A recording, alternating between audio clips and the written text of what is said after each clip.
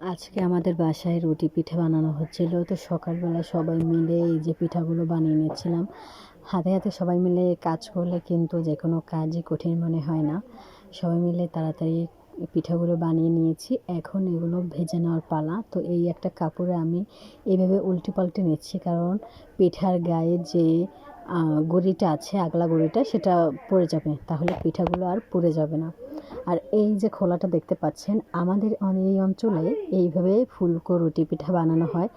এইভাবে রুটি পিঠা বানানোর কারণে পিঠাগুলো একেবারে ফুলে যায়, আর খেতেও কিন্তু মাশাআল্লাহ অনেক মজা হয়। আর এটা যেহেতু চালের গুঁড়ির পিঠা, তো এটা খেতে কিন্তু খুবই ভালো লাগে।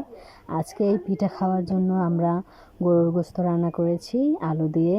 তো দেখেন, আজকের গোশতটা দিয়ে অনেক তেল বের হয়েছে, আর গোশতটা কিন্তু খেতে মাশাআল্লাহ অনেক মজা হয়েছিল। গরম গরম রুটি পিঠা আমি চুলার পাশে বসেই খেয়ে নিচ্ছিলাম।